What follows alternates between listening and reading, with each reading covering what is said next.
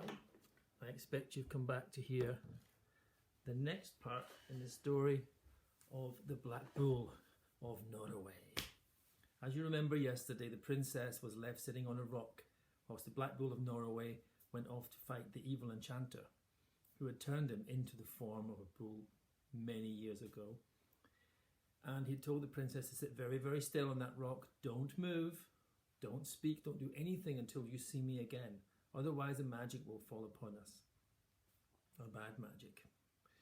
And she promised not to move or say anything. And he said, in the morning, if the sky is red, that means that I've been successful and I've beaten the evil enchanter. If the sky is blue, no, the other way around, isn't it, kids? If the sky is red, he's not been successful and the evil enchanter has won. But if the sky is blue, then he has won over the enchanter. So she was hoping, obviously, for a blue sky.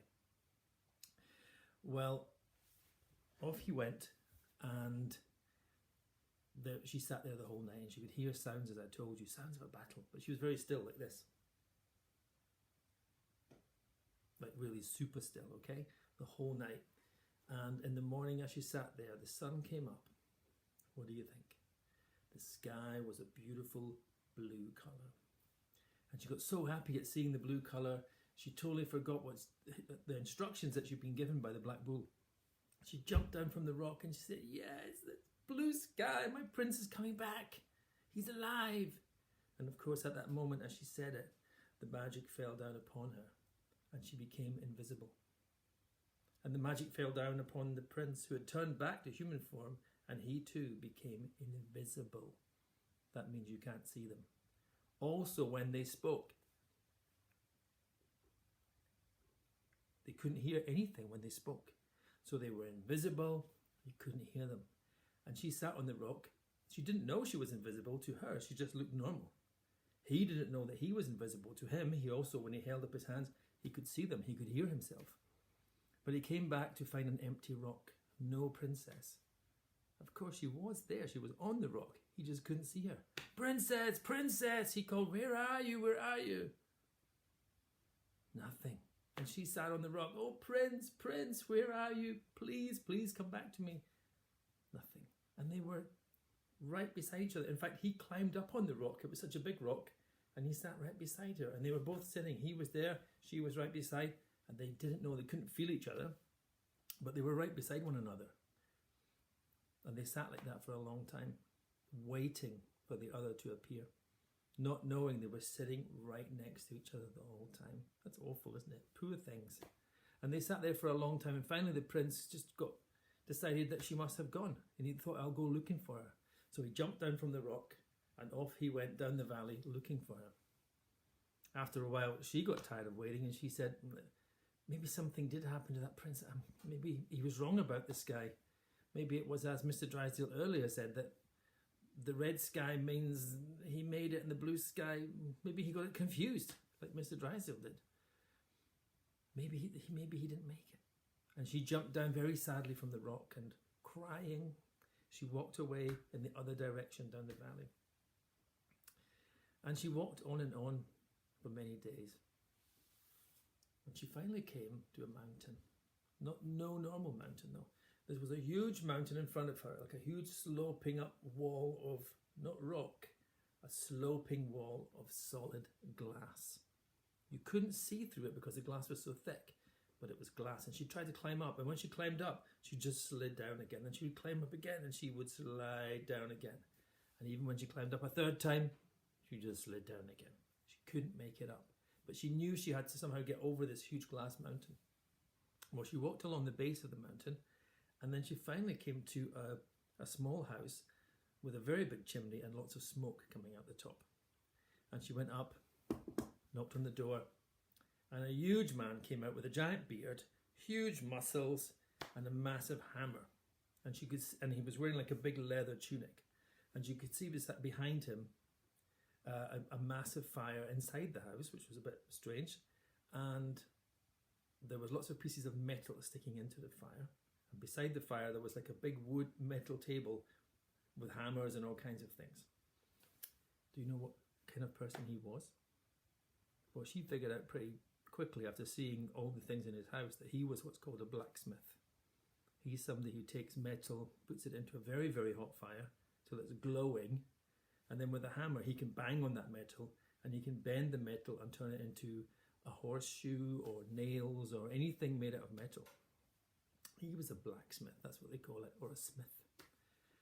And she asked him for shelter and food and water, and he invited her in.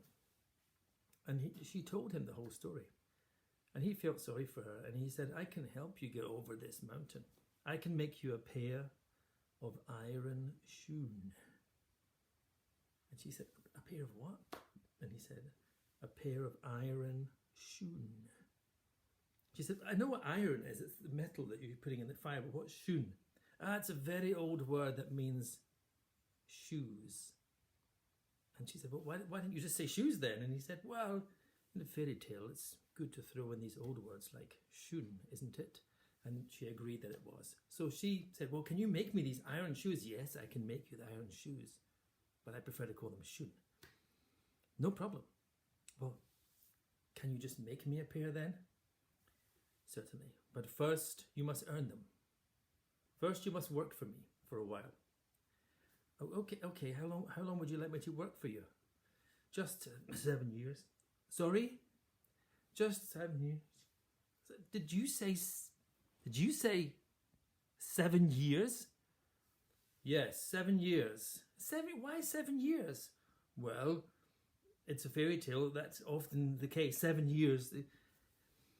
So she finally had to agree to work for him for 7 years for the iron shoe. And for 7 years, she helped him. And actually, she helped in that blacksmith shop where he was making everything. To get the fire really hot, there's a thing called a bellows. And it's like a big pump. You have to pump down on it. And it's pumping air into the fire. And the oxygen helps the fire to get really, really hot. So by the end of 7 years, she also had pretty strong arms pumping away on the bellows. And she said, okay, finally after the 7th year, the last day, 365 days of the 7th year, she said, okay, blacksmith, I'm at 7 years, I've worked for you. Can I have the iron shoes? And he said, shoon? He said, yes, can I please have the iron shoon? And he took from the cupboard a pair of actually beautiful iron shoes, shoon, that fitted her feet perfectly. And they had spikes on the bottom, very sharp spikes. And she'd put them on and thanked the smith, and he gave her some food and some drink to take on her way. And she went off and she started to climb up this very steep glass mountain. And as she went up, she saw the iron shoon were like digging into the glass, and she was able to walk all the way up this very, very slippery mountain and all the way down the other side without slipping. And when she came down the other side, there was another little house. And in that house, there was an old lady and her younger daughter. The daughter was about the same age as the princess. The lady wasn't that old, to be honest. And the lady was down by the stream. And she had a piece of what looked like cloth in her hand. But as the princess came closer, she could see it was a shirt. And this shirt had lots of tears and holes and tears in it. And it was covered in red stuff that looked like blood, okay? And the lady was trying to wash it in the stream. And the princess came up and said, excuse me, yes, I'm lost and I'm looking for a place to stay the night. Can I possibly stay with you? And the old lady said, yes, you may stay with us one night. And the princess said, well, why are you washing this shirt? It's torn and it looks like blood on there. She said, this shirt has belonged to a prince who lives around these parts. 7 years ago, he was in a terrible battle with an evil enchanter, and he suffered wounds. This was the shirt he was wearing at that time.